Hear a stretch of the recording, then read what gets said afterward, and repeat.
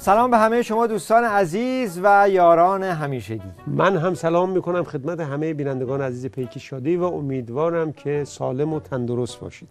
بابک، مگه آخوند رئیسی رئیس جمهور نور چشمی خامنه ای نبود؟ چرا؟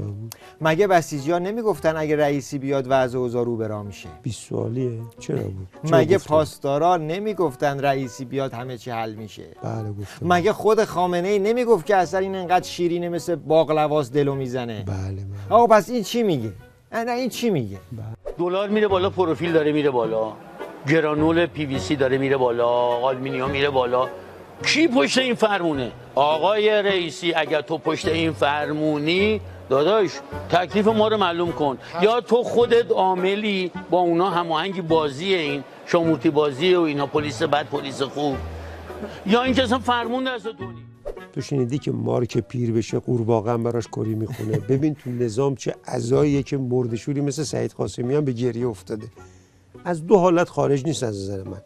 یا این یارو سعید قاسمی حق حسابشو بهش ندادن منصبی، چون میدونیم منصبی خویشاوند سالاریه دیگه، رفیق بازیه. یا اینکه اوضاع از دست خامنه‌ای خارج شده، کل ماشین داره میاد، عظما و رئیسی و دولت یه دست و مجلس یه دست و زیر میگیره داره میره. احتمالاً الان آخوند رئیسی با خودش میگه یه رفیق داشتیم اونم اینجوری در اومد، باید بره رو دستش تتو کنه رفیق بی کلک مادر. من گشتم یه کلیپ پیدا کردم، مناسب ترین کلیپ برای وضعیت حال حاضر رژیم و نظام خامنه‌ای. ملاحظه بفرمایید. بله.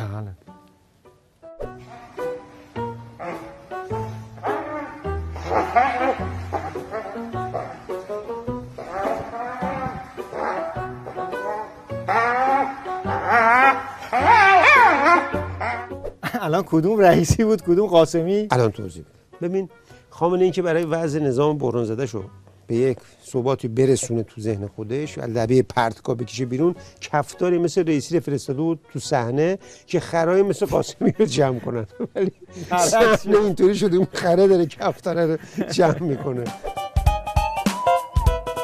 این پاسدار قاسمی تو حرفاش گفت که دلار که میره بالا، پروفیل و گرانول و پی وی سی و اینا میره بالا. بابا خیلی بالا بسته این. پروفیل چیه؟ الان صحبت از رب گوجه فرنگیه. دلار و رئیسی به جای رسونده که سینک شده با رب گوجه فرنگی. ببین اینو، تغییرات نرخ دلار و رب گوجه فرنگی. دلار 4000 رب 4000، دلار 16000 رب گوجه 16000، دلار 32000 رب گوجه 32000، دلار 45000 رب گوجه. نه قشنگ سینک شدن با همین دوتا. دستاورد دولت رئیسی اینه که اقتصاد ایران رو رب محور و گوجه بنیان کرده. من اجالتا به رئیسی میگم دستاوردهای دیپلماتیک و این سفرهای این اونور ول کنه، بیاد این اقتصاد رژیمش که مثل رب کف زمین پهن شده رو جمع کنه.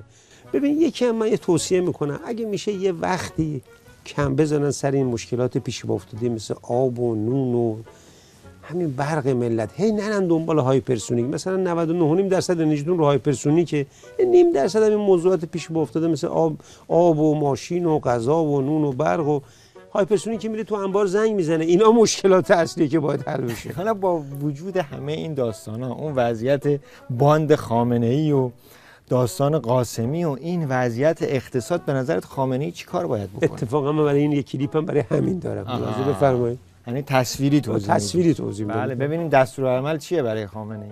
تو در سینه حبس کن، داد نزنی ها. اگه درد خیلی فشار آورد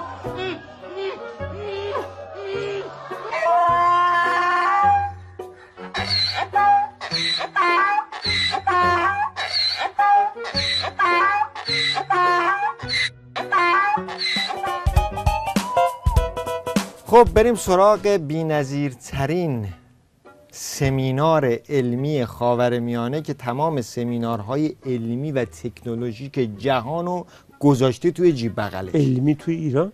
تو خاورمیانه و همه جا. تو ایرانه ولی ابعادش فرا بین المللی. ببین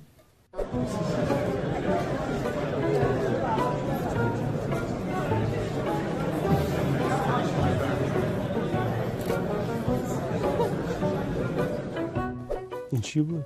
این سمینار الکامپ بود. الکامپ؟ یعنی همون نیوکمپ باز؟ نه الکام یعنی الکترونیک و چه ربطی به رژیم داره؟ تجارت الکترونیک. خودشون میگن ما قدرت اول منطقه ایم، بعد نمایشگاه برق گذاشته اما برقش رو نتونسته تأمین کنه، برق قطع شد. مطمئن تو سیاه نمایی نمی‌کنه، چون من فکر کنم رقص نور بود. ببین خودش این یه دستاورده. در راستای اقتصاد مقاومتی کار تولید برقی میکنن در حالی که برق ندارن، هوش مصنوعی را می‌ذارن در حالی که اینترنت ندارن. من میگم اجالتا به این سرکردگان رژیم میگیم از این داستان الکترونیک و چی گفتی؟ الکامپ و دیجیتال و الکترونیک و اینا کوتاه بیان، همون برن به اون کف خیابون بسیجی‌ها رو میارن با یه ساندیس میزنن 24 ساعت عربده میکشه سربند میمونه. برقم نمیخواد. یه ساندیس بده تو چه به الکامپ ولش کن. تو همون چیزی که متخصصی انجام بده. اصلا تو گفتی دیجیتال، من فکر کردم اصلا چه ربطی داره به موضوع برنامه ما که بالا رژیم نیست. یعنی این چیزا به رژیم نیامده، همون عربده کشی.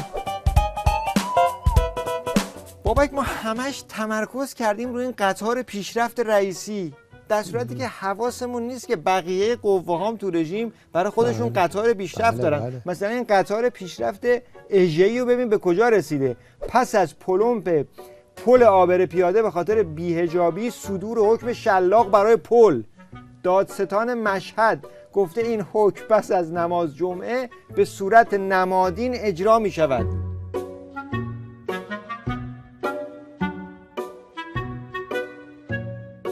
چی داره میگه؟ یعنی پلو میخوان شلاق بزنن؟ آیندگان ما چه کار سختی دارن برای هضم این دوران، اینا رو ببینن. ببین این علت داره، بی علت نیست. چون اونقدر آدما رو بگیر به بند کردن، اونقدر فشار رو آدما آوردن، دیگه آدما اشباهن، رفتن سراغ اشیا. اینم اولش نیستا. احتمالاً فردا میرن سراغ سطلای زباله به جرم بستن خیابون، اونا رو تحت پیگرد قرار میدن. سنگا رو میگیرن میگن چرا شما سنگ شدید که مردم وردارن بزنن تو کله بسیجی‌ها، اونا رو براشون حکم قضایی صادر میکنن. شیشه‌های آب لیمو رو میگیرن میبرن اعتراف اجباری میگیرن، اونا هم میگن والا به خدا ما اصلا شیشه آب لیمو بدیم، دشمنای نظام ما رو با ما کوکتل درست کردن. یعنی منتظر این سریال محاکمه اشیا باش. خب بریم سراغ بخش پایانی، کامنت یک جمله‌ای و این اظهار لحیه مصباحی مقدم. آخوند مصباحی مقدم گفته چینی‌ها به یکی دو وعده غذا قناعت دارند اما مردم ما اینگونه نیستند. به نظر تو این هیکل یکی دو وعده غذا میخوره تو روز؟ من حرفی ندارم. من خودم اصلا غذا نمیخورم به شرطی که این مصباح مقدم حداقل تو روز یه وعدهشو کم کنه 11 وعده غذا بخوره. من شک ندارم بیشتر از 10 وعده غذا میخوره. یه جری هم بزنم از یه جمله، میخوام سی بالاتر یه ذره دیگه. آخه مصباح مقدم نگاه کن، حرفی که زده واقعا یه جمله‌ای نیست. ببین سیستم این آخوندهای خامنه‌ای صفت و حکومتی تو خورد و خوراک مثل انسان نیست، مثل حیواناته.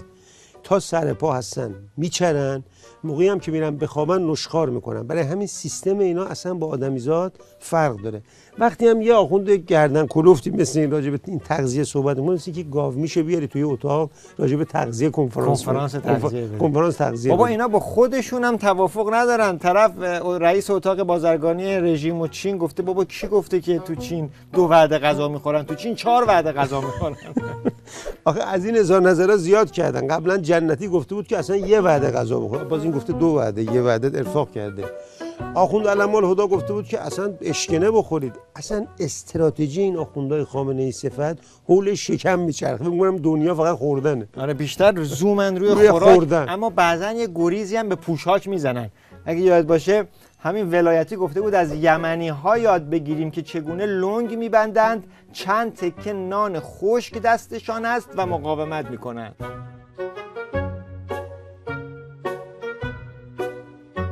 از یمنی‌ها یاد بگیریم.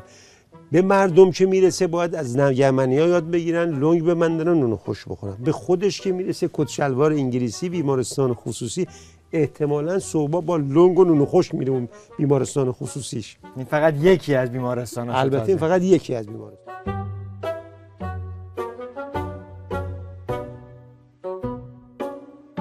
فقط به خودش هم محدود نمیشه، پسراش هم این کارن. بله بله. با لنگ از یمنی‌ها یاد گرفتن برج میسازن. اصلا اینا ژنتیک فاسدن دیگه. مدیر عامل گروه سیف بنا هستن. بیش از 1600 مورد مصنوعی در کشور عموما در تهران در واقع طراحی و ساختند. برادران عزیز جناب دکتر محمد ولایتی و دکتر علی اصغر ولایتی رو تشریف بفرمایید.